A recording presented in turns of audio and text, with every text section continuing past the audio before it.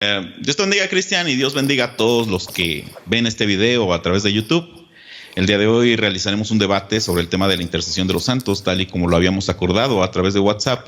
Tendremos 10 minutos ininterrumpidos para colocar nuestros argumentos iniciales, 10 minutos ininterrumpidos para nuestras refutaciones y 10 minutos ininterrumpidos para nuestras conclusiones. Como lo había expresado en tales conversaciones, en este debate no responderé a preguntas distractoras y no permitiré que entremos al debate del ¿y por qué, y por qué, y por qué, y por qué? Y defínemelo, porque de esta manera un niño de 5 años podría debatir por días con el hombre más inteligente de nuestros tiempos sin aportar un solo argumento, una sola refutación.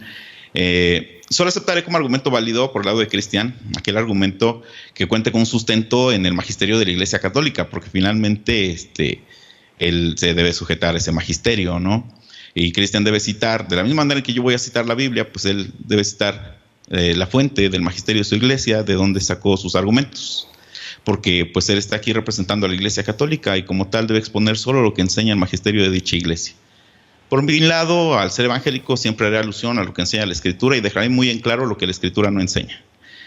Como te lo dije hace un momento, Cristian, yo solicito, si fuera en la medida de todo lo posible, que tengamos la suficiente inteligencia como para poder exponer nuestros argumentos de manera más clara, lo más claro posible, para que aún los niños que miran el debate puedan comprender de lo que se está hablando. Como primer argumento, deseo dejar muy en claro que no existe en la Escritura un solo ejemplo de un vivo pidiendo la intercesión de un muerto y que la mano de Dios se haya movido gracias a la intercesión del muerto por el vivo. Cristian y toda su iglesia podrán decir muchas cosas, pero no podrán cambiar el hecho de que no hay un solo ejemplo de la intercesión de un santo muerto por un vivo, ya que esta práctica no fue enseñada ni por Jesús ni por sus apóstoles. Por lo tanto, no fue practicada por la verdadera iglesia de Cristo. Como cristiano evangélico, yo puedo sustentar toda mi doctrina en la infalible palabra de Dios, y quiero dejar en claro que ni Cristian ni su iglesia romana pueden demostrar que su doctrina fluye de la palabra de Dios, y parece ser que pues, por el lado de ellos no hay ningún problema. Los evangélicos oramos de la misma manera que lo hicieron todos los hombres descritos en las Sagradas Escrituras: Moisés, Abraham, Isaías. Todos oraban con el único destinatario a Dios, ¿verdad? Dios Padre. Y tal y como Jesús lo enseña a sus discípulos en la oración del Padre Nuestro, descrita en Mateo 6, Cristo mismo nos enseña la mejor forma de orar, y es dirigirnos al Padre directamente en el nombre de Jesús. En Juan 14:13, donde dice: y todo lo que pidierais al Padre en mi nombre lo haré. ¿Hay mejor manera de orar que esa? Si no la hay, ¿para qué elevar plegarias para pedir la intercesión de los santos? Mi punto número 2. Cuando los evangélicos elevamos nuestras plegarias a Dios, podemos confiar en que Dios está en todo lugar y al mismo tiempo para escuchar nuestras peticiones, pues no hay un solo lugar en todo el universo donde podamos escondernos de su presencia, como lo dice Salmo 139:7. ¿A dónde me iré de tu espíritu? ¿Y a dónde huiré de tu presencia? Ya que nuestro Dios cuenta con la divina característica de la omnipresencia. No hay un solo ser fuera de Dios con características de divinidad. No hay nadie como Dios, lo dice Jeremías 10:6. El solo hecho de que los católicos eleven sus plegarias a los santos muertos pone en evidencia la fe del católico de que, al igual que el omnipresente Dios, dichos santos están en todo lugar al mismo tiempo para escuchar las plegarias de sus millones de fieles en todo el mundo al mismo tiempo.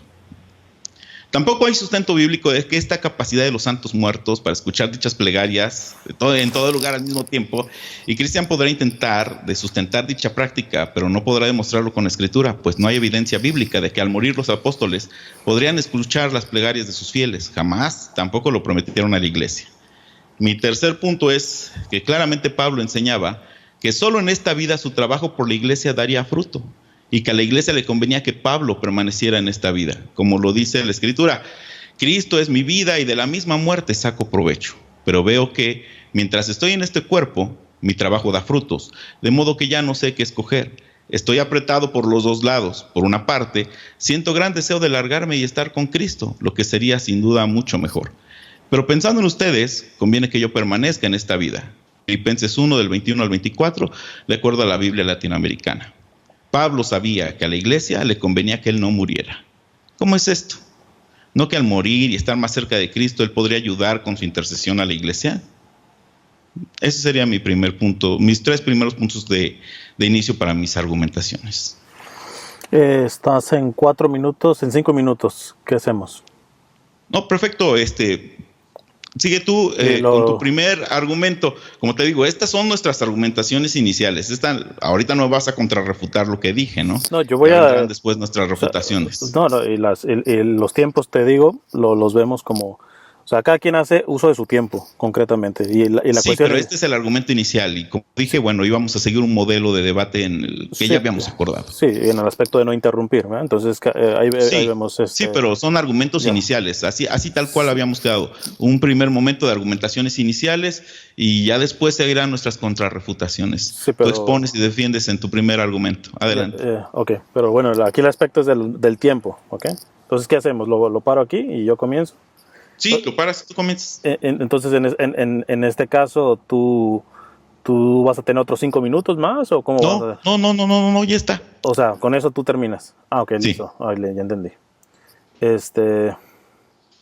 Bueno, reset. Y ahí Sí, comienzo. adelante, Ok. Cristian, sí.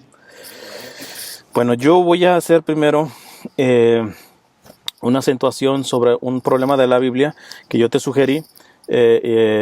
Tú preferiste hacer el debate sobre lo de los santos, yo sobre un video que tienes sobre la Biblia, supuestamente respondiéndome a mí, y que es fundamental para esta argumentación. Primero hacer ver que la Biblia tuya es una versión que se rige bajo el concilio de Jadmia, que está en el año 70, es decir, después de Cristo, y en donde Cristo queda como un bastardo, se ha dicho de paso, porque fue un concilio judío anticristiano. Es curioso que los libros deuterocanónicos, en donde también está basada mucho de la doctrina de la comunión de los santos, como nosotros le llamamos, no solamente sustentada por la Iglesia Católica, sino por iglesias como la Ortodoxa, la Copta, Sirio-Católica, Sirio-Caldea, etcétera. Inclusive iglesias que no tienen comunión con nosotros, pero que son tan antiguas como nosotros. Es curioso que ellos sí tengan los deuterocanónicos. Es decir, que el concepto de la Biblia es muy importante en este sentido, y curiosamente esas iglesias, aunque no son católicas o no tienen comunión con la Iglesia Católica Romana, tienen esa doctrina, ¿verdad? Es fundamental para la intercesión por los difuntos, porque, por ejemplo, en Segunda de Macabeos podemos ver el hecho de la intercesión por los difuntos de manera muy explícita, ¿va? Y repito, los deuterocanónicos las tuvieron las primeras comunidades cristianas. Fue a raíz del año 70 que un concilio judío, no cristiano, judío, quitó eso. Y bueno, ya después Martín Lutero, ¿va? Sin lugar a dudas, la intercesión por los difuntos no es a manera de mediums, ¿va? Como a veces se prejuzgan muchos evangélicos para nosotros, como si fuera una invocación de muertos, ¿va? Y eso no es la doctrina católica. Por lo tanto, quiero poner esta base porque la Biblia incompleta siempre ha generado problemas doctrinales. Tú no puedes entender muchas cuestiones de la doctrina católica porque tu Biblia está mutilada. Es básicamente más o menos el problema que tenían los saduceos con los fariseos. Los saduceos no creían en la resurrección del cuerpo. Los saduceos no creían en los ángeles. ¿Pero por qué? Porque los saduceos solamente aceptaban el Pentateuco. No aceptaban más. Entonces, obvio que tenían problema con los fariseos en ese sentido, ¿eh? Y eso lo podemos ver en los evangelios. Entonces, de hecho, Jesús se sacó a varios conflictos poniéndolos en contra de ellos mismos, ¿eh? Porque los saduceos no aceptaban la resurrección del cuerpo. Y judíos al fin. Entonces, sí. En cuanto a argumentos también que me quieras poner al aspecto bíblico, que lo has mencionado en un video, hablas de que tiene una cierta invalidez el canon en el siglo IV por parte de la Iglesia, cuando los escritos ya estaban reconocidos desde el primer siglo. Y pues yo te voy a decir, por ejemplo, las cartas a los Corintios son 3, no 2, falta una. El día que se encuentre, ¿será parte de la Biblia? No está dentro del canon. Actualmente entonces tenemos la Biblia incompleta. Sería bueno saberlo, porque eso está exegéticamente comprobado, que Pablo escribió 3 a los Corintios, simplemente que una está perdida. Hablas de la inspiración de los apóstoles, y yo te puedo decir, entonces, ¿por qué la Didache no está en el canon? Si está comprobada que es de los más antiguos escritos de la Iglesia Apostólica, ¿no? Entonces, además de que los materiales de distribución eran muy rudimentarios en ese entonces, y las primeras comunidades cristianas mayoritariamente eran pobres.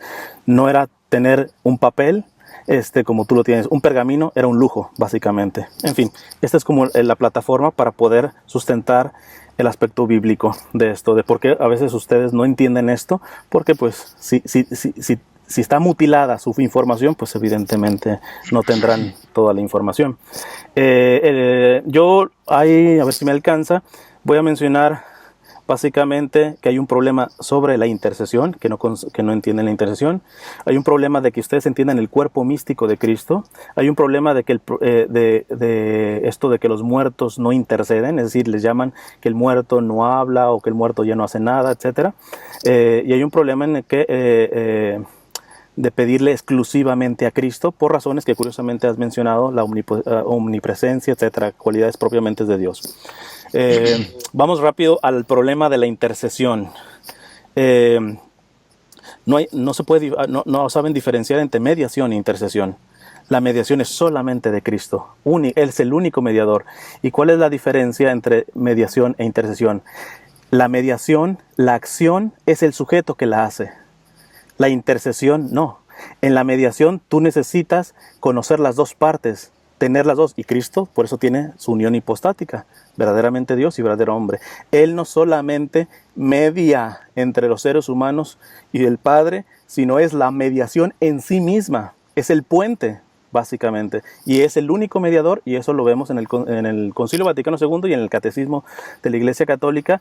La Iglesia dice que el único mediador, sustentándolo en la Biblia, porque sabes que es texto bíblico, el único mediador es Jesucristo. Pero la intercesión es muy diferente. En la intercesión no tienes que tener las dos naturalezas. La mediación de Cristo es la mediación del sacerdote, por eso Hebreos lo llama como sumo sacerdote. El sumo sacerdote mediaba del pueblo judío con Dios ¿en qué? ¿En peticiones particulares? No, mediaba en los pecados, pero no alcanzaba ese sacerdocio. Por eso Hebreo nos habla del eterno sacerdocio de Cristo, que es el que medía sobre nuestros pecados, pero en esa referencia es el término mediador. Ahí no estamos hablando de intercesión. Entonces, Jesús media por nuestros pecados como sumo y eterno sacerdote. No estamos hablando aquí de intercesión, ¿verdad? El intercesor puede o no tener comunión con alguna de las dos partes y ser intercesor. El mediador no. Y el único que es verdadero Dios y verdadero hombre es Cristo. Entonces, primero aclarar ese término, que no confundamos mediación con intercesión. Ejemplos de intercesión en la Biblia, los vemos. María intercede ante Jesús en Caná. De hecho, no era tiempo de manifestarse Jesús. Y la intercesión de hace que se adelante esa manifestación. Pero no estaba en el plan de Jesús. Lo vemos en el texto. En 1 Tesalonicenses, San Pablo dice, hermanos, oren también por nosotros. Eso es interceder. Eso no es mediar, eso es interceder. En Números, capítulo 21, el pueblo fue a decirle a Moisés, hemos pecado por haber hablado contra Yahvé y contra ti. Intercede ante Yahvé, o Jehová, que le llaman ustedes, para que aparte de nosotros las serpientes. Moisés intercedió por el pueblo. Estamos hablando ahí de intercesión. Déjame, me brinco ahorita rapidito para contestar esto, porque automáticamente va a venir, pero estos estaban vivos. O sea, Moisés estaba vivo. Acá estamos hablando de que estos están muertos. Vamos a ver si es verdaderamente. Hay una mala interpretación de Eclesiastés 9 que siempre sacan con esto de que los muertos no hablan y que todo esto, de que los muertos no saben nada. Este texto de Eclesiastés se refiere a la vida corporal, porque sabemos, al menos nosotros como católicos creemos que en la muerte es la separación básicamente del alma espiritual en el caso del hombre y del cuerpo.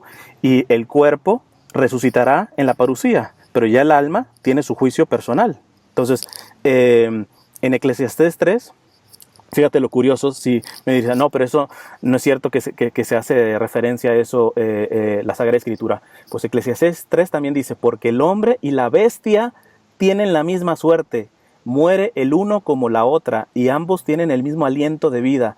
En nada aventaja al hombre a la bestia, pues todo es vanidad. Y yo te pregunto, ¿verdaderamente un animal es igual a un ser humano?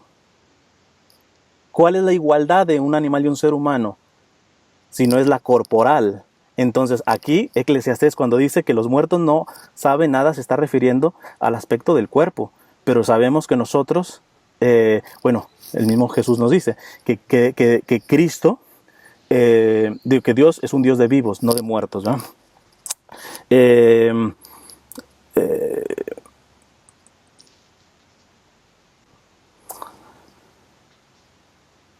En la transfiguración, es interesante cómo Jesús está hablando con Moisés y con Elías, que ya estaban muertos, o eran unos hologramas. No, los dos estaban muertos, Elías y bueno, ahí ya interrumpiste, pero bueno, tú hablas de un minuto, sí, bueno, son 25, 30 segundos. No, pues ya cierro aquí. Jesús estaba hablando con dos personas que ya estaban muertas. O eran unos hologramas o verdaderamente hay verdaderamente vida en ese sentido. No olvidemos interpretar toda la Biblia con Cristo en el centro, tanto Antiguo como Nuevo Testamento. Me faltaron algunos, pero voy a dar... adelante, si quieres dar alguna otra cosita. No, es que tengo otros puntos, que son los que te mencioné, pero quiero ser respetuoso con lo que acordamos de 10 minutos, ¿va? Entonces, solamente te traté dos, el problema de la intercesión versus mediación y el problema de que los muertos no interceden. Tenía que mencionar el problema del cuerpo místico de Cristo, que es en donde entendemos la comunión de los santos, y el problema de pedirle exclusivamente a Cristo, que tiene que ver un poco a rebatir uno de los puntos que tú dijiste. Pero bueno, quiero respetar el tiempo. Sí, estos otros dos puntos los expongo en mis otros 10 minutos. Bueno, ok, Supongo. Bueno, aquí la cuestión, me manejas de lo de la Biblia, de lo de Javnia y el concilio, ¿verdad? Pues me lo manejaste, bueno, ahí estaría uno haciendo una falacia ad hominem, porque están atacando a los judíos porque pues ellos no creían en Cristo, y entonces como no creían en Cristo, el canon de ellos también está mal. O sea, estaría uno atacando a la persona y no a su argumento. Pero bueno, no son los únicos. Flavio Josefo, el historiador del primer siglo, él menciona en una apelación que él tuvo, él menciona cuántos libros tenían los judíos y cuadra perfecto con los que tenemos ahora y con los que se hicieron supuestamente en el concilio de Jamnia, que hay fuentes católicas que afirman que ese concilio no se realizó que no se realizó. Ya las pondré yo en mi video, ahí los citaré en mis comentarios, si se puede, pues te los mando. En cuanto a la intercesión por los muertos de Macabeos, bueno, ahí era orar por los muertos, no pedir intercesión de los muertos por los vivos, es otra cosa. En cuanto a la intercesión de María, Moisés y todos ellos, bueno, tal como tú lo dices, fue una intercesión que se hizo en la tierra, ¿verdad? Ninguno de ellos estaba en la presencia de Dios en ese momento, ¿verdad? La palabra de Dios dice que si dos de nosotros nos ponemos de acuerdo sobre cualquier cosa en la tierra, pues nos será dada, ¿verdad? En la tierra. Ahorita te doy la cita. Entonces, la intercesión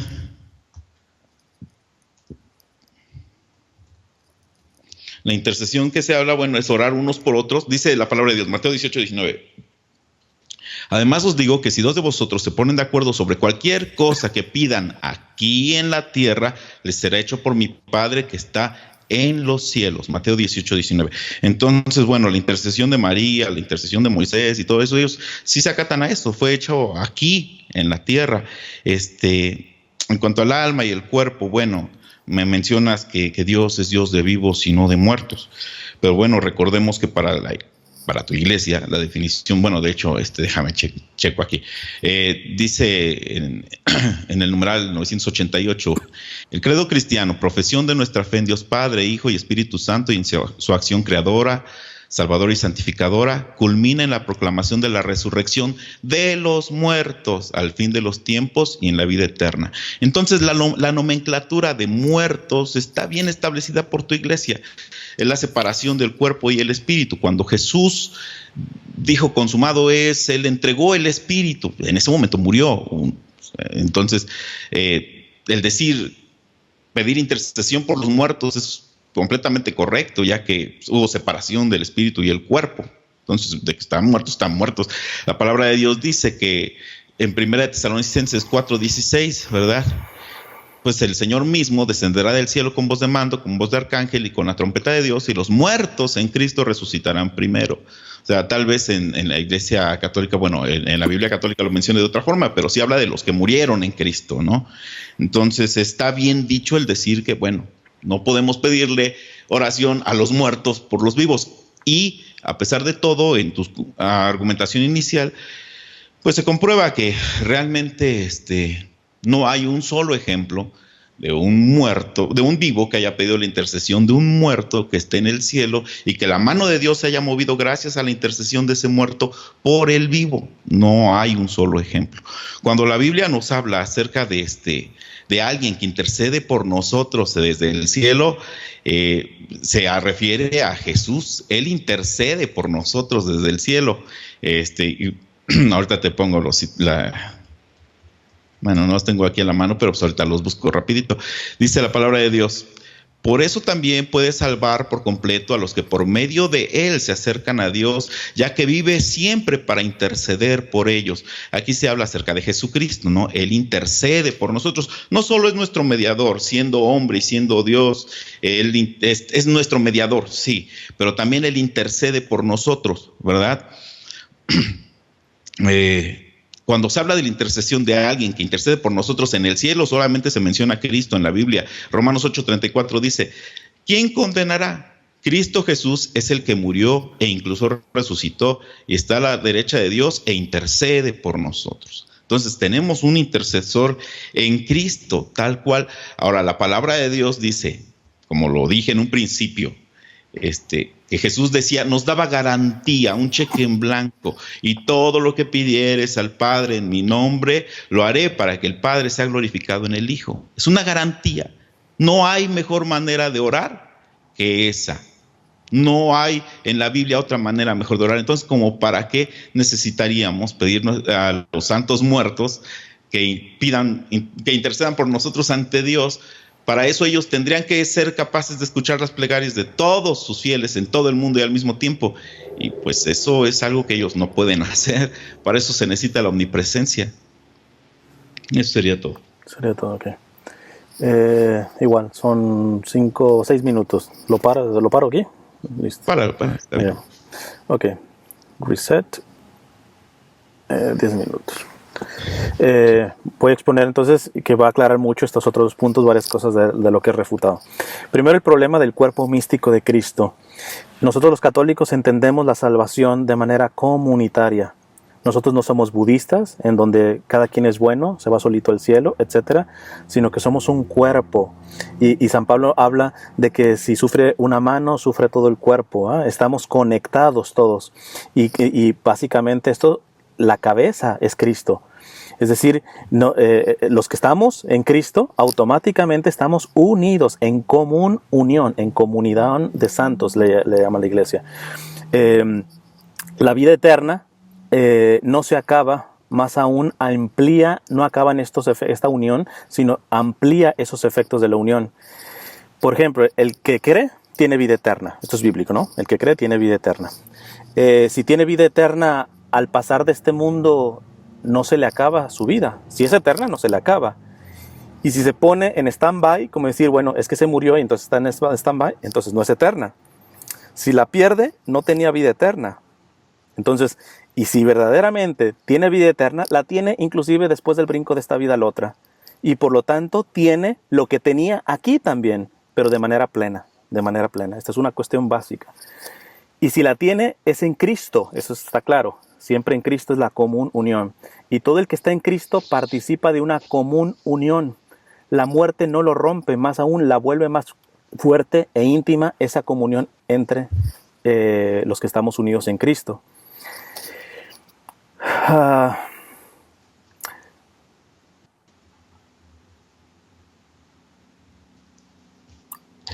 Por eso, por ejemplo, la iglesia católica cree que la iglesia tiene 3 estados básicos: la iglesia triunfante, la iglesia purgante y la iglesia militante.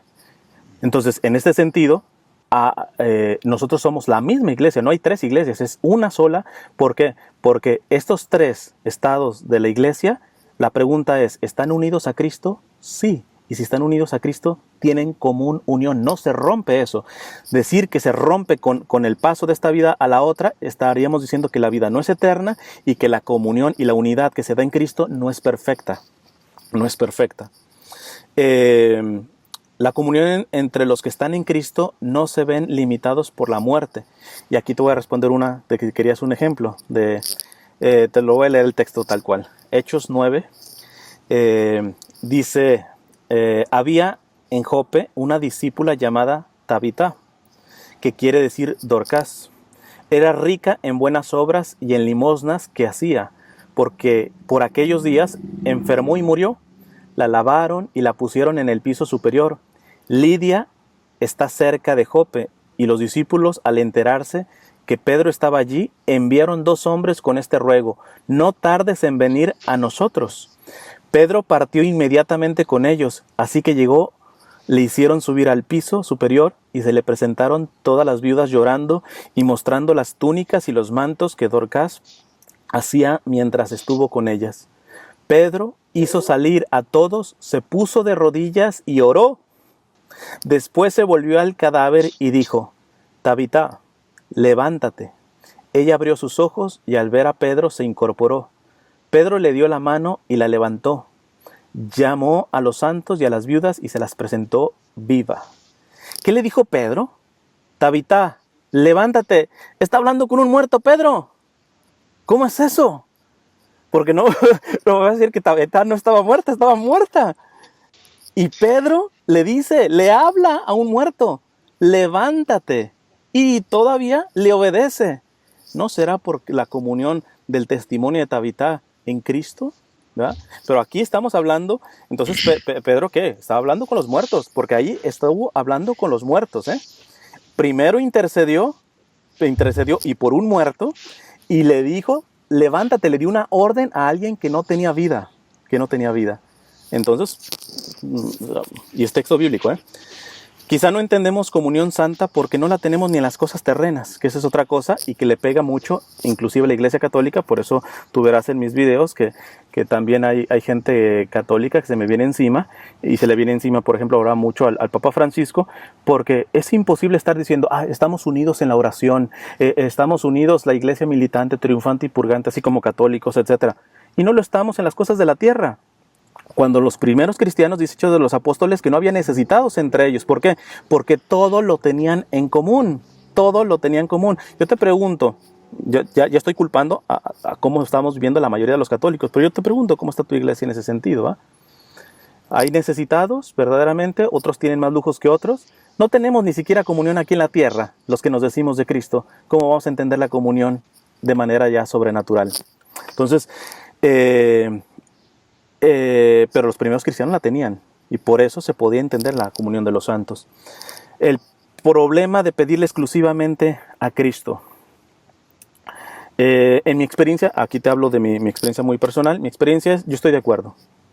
Yo personalmente, en mi oración, el 95% siempre es dirigido a Cristo. Siempre, siempre, siempre. Lo cual no me hace negar el que pueda yo pedir la intercesión de algún santo, principalmente de la Virgen María. A los santos la Iglesia no los canoniza principalmente para tener intercesores, sino para tener ejemplos y testimonios. Y es ahí donde muchos católicos caen. Van con el santito y a pedirle, pero primero ni imitan su ejemplo, que es para lo que lo puso la Iglesia principalmente, y segundo lo ponen en un sentido supersticioso, porque no entienden que la intercesión de los santos es entendiendo la mediación de Cristo. La intercesión de los santos se dan porque están en Cristo. Y si tú estás en Cristo, ahí hay una conexión entre esos. Eso no se rompe. Si se rompe, no es eterna la vida eterna que tenía esa persona. Y tampoco es perfecta la común unión en Cristo. Si se rompe con la muerte es más fuerte que la unión que tú puedas tener con Cristo. O sea, si tú amas a Cristo y yo amo a Cristo, aunque seamos de otra iglesia, tenemos algún tipo de comunión. Algún tipo. Quizá no completa, pero tenemos algún tipo. Si se rompe con la muerte, Cristo no ha vencido a la muerte.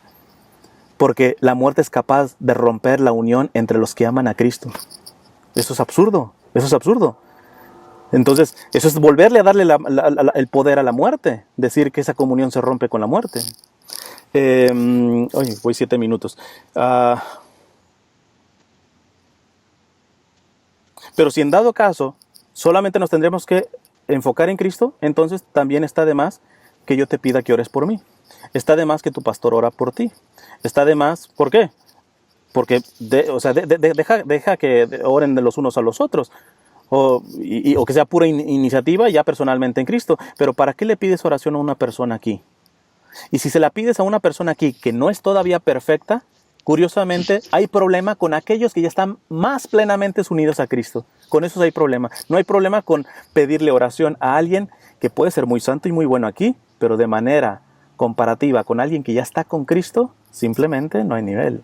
Simplemente la unión con Cristo, del que está con Cristo ya, que pasó esta vida, es interesante que no haya ningún problema en pedirle intercesión aquí y no con alguien que está más pleno.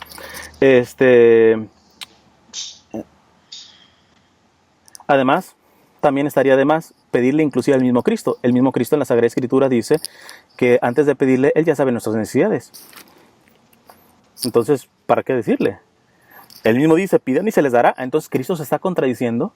A ver, nos dice que pidan y se les dará. Pero a la vez nos dice que no hace falta imitar a los fariseos que a fuerza de mucho hablar creen que se les va a escuchar. Que el Padre ya sabe lo que necesitamos. Entonces, en este sentido, ni siquiera a Cristo tendríamos que orar. ¿Por qué? Porque Él ya lo sabe lo que necesitamos, ¿no? Yo no creo en esto. Me estoy poniendo de manera irónica en este sentido para poner eso. Me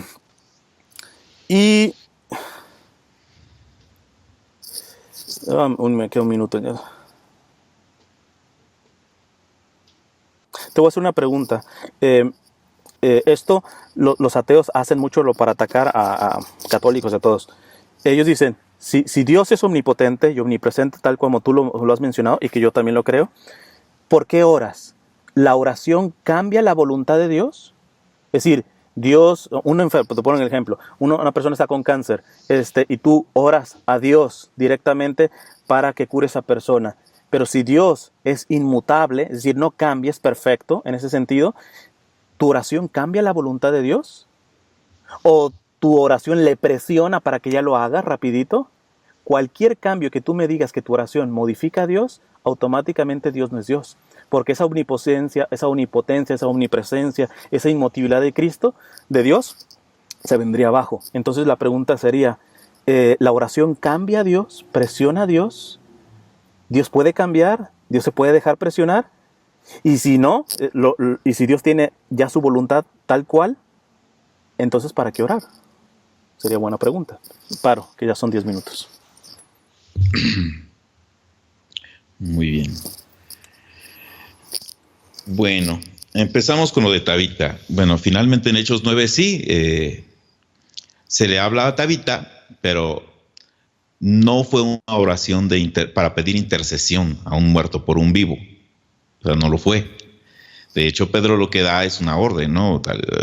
Le dice a Talita que se levante, pero no hay ahí, o sea, no entiendo como para qué poner ese ejemplo aquí, ya que no se le pide a Talita nada, Talita no intercede ante Dios por nada, o sea, no entiendo como para qué ponerlo, ¿verdad? No es un ejemplo de intercesión. Ahí le ordenó algo a Talita y bueno, estaba en la voluntad de Dios que así sucedieran las cosas. O sea, la cuestión aquí es el pedirle a un muerto que interceda por un vivo y que la mano de Dios se mueva gracias a la intercesión del muerto por el vivo. Eso no es bíblico, eso no hay una garantía que Jesús haya dicho que con eso nos va a escuchar Dios. No la hay. Como lo dijimos hace un rato, Jesús dijo, todo lo que pidieras al Padre en mi nombre, lo haré para que el Padre sea glorificado en el Hijo. Esa es una fórmula con garantía. Cristo da una garantía a través de esa forma. Es la forma en que los evangélicos lo hacemos y pues es la forma bíblica. Yo no entiendo como para qué invitar a la iglesia a seguir una manera de orar que Cristo no enseñó, que los verdaderos cristianos jamás practicaron y que pues no puede ser más eficaz que la que Jesús sí enseñó, ¿verdad? En cuanto a lo otro, como había dicho, ¿qué caso, me preguntas, qué caso tiene pedirle a otro hermano que ore por ti? Pues Mateo 18:19, como ya lo había yo leído, además os digo que si dos de vosotros se ponen de acuerdo sobre cualquier cosa que pidan aquí en la tierra, les será hecho por mi Padre que está en los cielos. Entonces, pues es algo que sí, Jesús sí lo enseñó, es algo que Jesús sí estipuló y que también tiene promesa de una buena respuesta de parte de Dios, el orar unos por otros, ¿verdad? Ahora, Jesús sí dijo, pedid y se os dará. Claro, Dios ya sabe todo lo que necesitamos antes de que se lo pidamos, pero eso no implica que por eso no vamos a orar. O sea, Él ya lo sabe, pero Él está esperando que nosotros demos ese paso de fe, de cerrar nuestros ojos, inclinar nuestro rostro y pedir con fe que Dios nos dé una respuesta. O sea, el que Él ya lo sepa no implica que ya no debamos hacerlo, ¿verdad? Ahora, que si Dios es inmutable, que es una persona con cáncer, que si Dios cambia. Nosotros no sabemos la mentalidad de Dios, pero Dios lo sabe todo.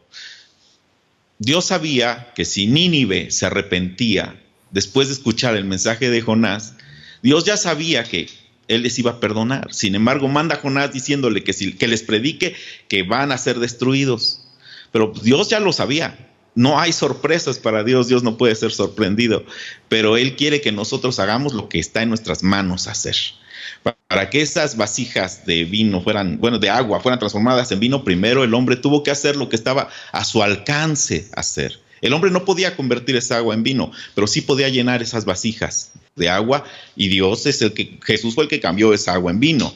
Cuando Jesús resucita a Lázaro, o sea, Jesús les dijo, muevan la piedra. Los hombres no podían resucitar a Lázaro, pero sí podían mover la piedra. Entonces, Dios quiere que nosotros hagamos lo que podemos hacer y Él se va a encargar de hacer lo sobrenatural. Entonces, en este caso, a Dios no le da ninguna sorpresa, pero Él dice, bueno, pidan.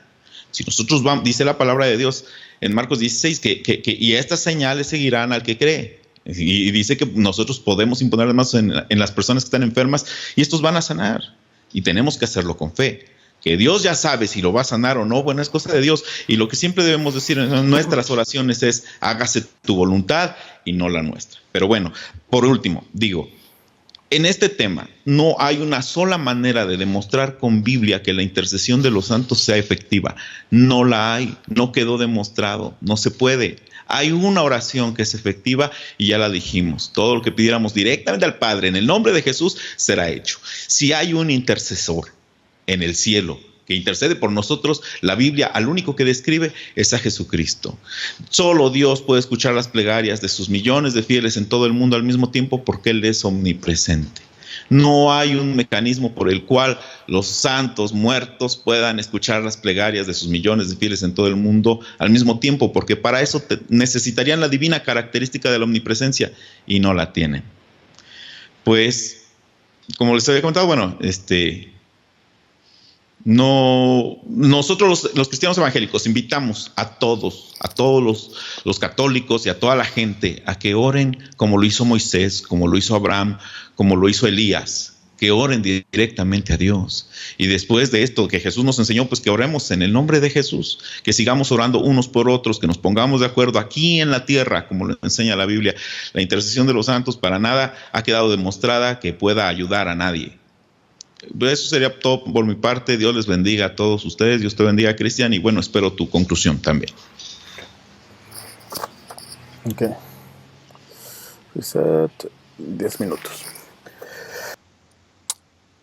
Dices que de la omnipresencia, no me contestas bien lo de la pregunta, rodeaste, ¿verdad? Pero bueno, lo voy a dejar aparte, ¿verdad? Porque finalmente yo no soy ateo y yo sí puedo responderle a un ateo de cómo se puede conjugar esto de pedir y orar a Dios en el aspecto de que no modifica la inmutabilidad y la omnipresencia, ni la omnipotencia, ni la omnisciencia de Dios, ¿verdad? Pero bueno, lo voy a dejar porque finalmente no eres ateo. Quería preguntar, ver qué tan claro estabas en ese sentido para podernos entender mejor, pero veo que no. Pero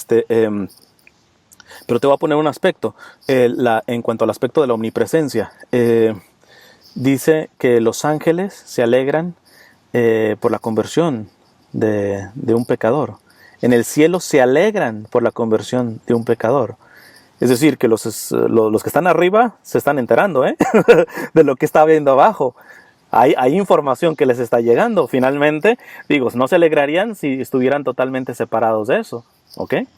En cuanto al aspecto que me mencionaste de Hatmia, se te olvidó refutar en el aspecto de que, curioso que las iglesias más antiguas, las ortodoxas, la copta, etcétera, sí tienen los libros deuterocanónicos. Interesante.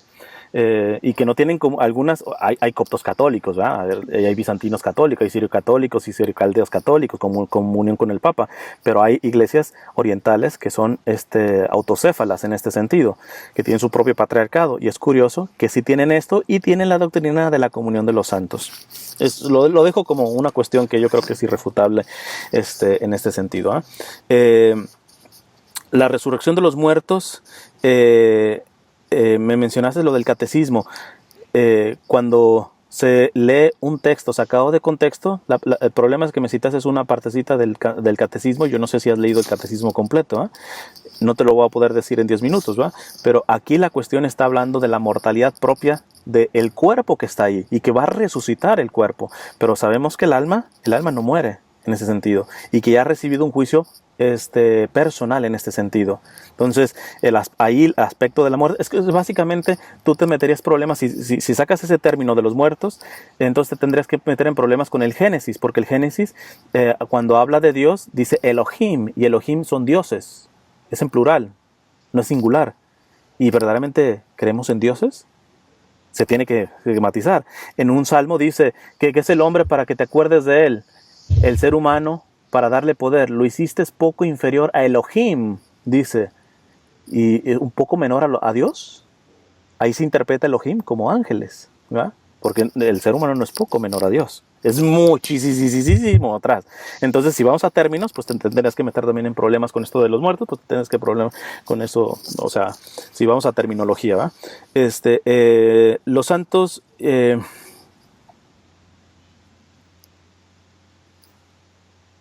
y finalmente quiero quizá concluir con esta parte, que curiosamente no refutaste nada de cuando expliqué lo del cuerpo místico de Cristo, porque pues seguramente no hay argumentos para eso, O sea, verdaderamente la vida eterna, la comunión que se da en Cristo aquí se rompe con la muerte, se separa automáticamente.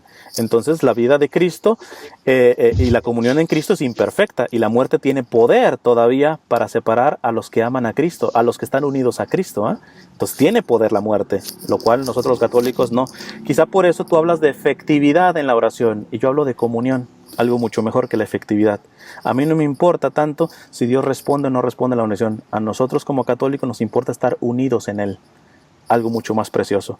Así podemos nosotros acompañarnos en las persecuciones, en si responde o no responde Dios. Estamos no solamente terminando nuestras oraciones como tú lo sugieres, que se haga tu voluntad, no, estamos ya ejerciendo la voluntad de Dios en la comunión. ¿Por qué? Porque ese es el deseo de Jesús.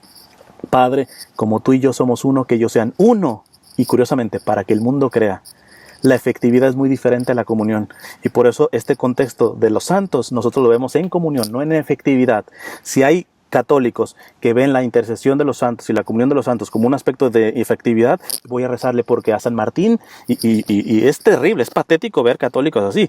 No, a la Virgen de Zapopan, no, pídele a la de Guadalupe, esa sí tiene poder. Para empezar, es la misma, ¿va? Eso es lo que llamamos advocaciones. O que no, San Martín sí escucha, San Martín, San Juan de Ávila, no, ese no, el que tiene. Entonces, pero eso no es la visión de la iglesia.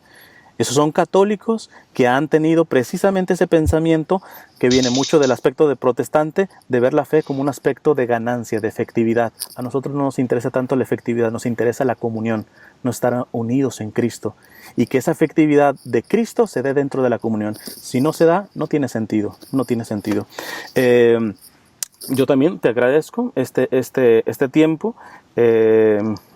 Me hubiera gustado otro tipo de planteamiento en el debate, pero pues tengo que decirlo, todo esto se hizo de acuerdo a lo que tú pediste y yo me adherí a lo que tú sugeriste. Te agradezco mucho, no son ni 10 minutos, pero pues esperemos que les sirva tanto. Ay, perdón, yo tengo que prender aquí la luz porque porque pues el que pueda ver este video seguramente tú estás grabando en tu En tu canal, pues seguramente pues aspectos de comentarios. En mi canal, tú ya sabes las razones. Bueno, también los que me siguen saben las razones por las cuales, al menos en YouTube, inclusive actualmente tengo que como 2 semanas que en Facebook también ya casi no estoy leyendo los comentarios, etcétera. Me estoy enfocando en algo y estoy tomando ya decisiones más prácticas. Simplemente no se pueden cerrar los comentarios en Facebook, ¿eh? Pero pues como esto es parejo en la grabación tuya, pues en el caso tuyo, pues podrás aceptar comentarios, lo que tú quieras, ¿verdad? Pero finalmente dejo esto por aquí. Me quedan 2 minutos. También me habían sugerido el hecho de no hacer el debate propiamente contigo, porque propiamente no eres ni un pastor, no cae una responsabilidad concretamente contigo, en este sentido eclesial, ¿verdad? Los seguidores en tus canales pues básicamente son mínimos, o sea, básicamente te estoy dando promoción, básicamente con este video, y quizá unos piensen que voy a seguir haciendo eso, lo mismo con los demás, y no, personalmente no. Yo creo que esto es porque había un compromiso y en mi caso lo que yo prometo sí lo cumplo, ¿eh? Yo sí voy a cumplir, y por eso, aunque tenía todas las razones como para mejor no hacerlo, porque sí verdaderamente estoy dándote un foro a ti abierto, creo que entre todos mis pecados y limitaciones soy lo suficientemente maduro como para decir, me comprometí con él y hacemos el debate porque lo hacemos, punto. Si ya le di promoción, si ya van para tu canal, si ya van lo que quieran, asumo las consecuencias, pues ¿qué puedo hacer, va? Pero que sepa la gente que si me vienen más así, por mucho de que empiecen a calumniarme y a hacer sus videitos, otra cosa, yo no me voy a enganchar más, porque veo que mi tiempo lo tenemos que administrar en tantas cosas, y yo sé que tu tiempo también es muy valioso, ¿eh? Entonces, pero con todo esto, te agradezco infinitamente, y que hayamos pues conversado tranquilos, ¿no? Yo creo que esto les ayudará tanto a los católicos como a los evangélicos, ¿no? Pues nada, muchísimas gracias.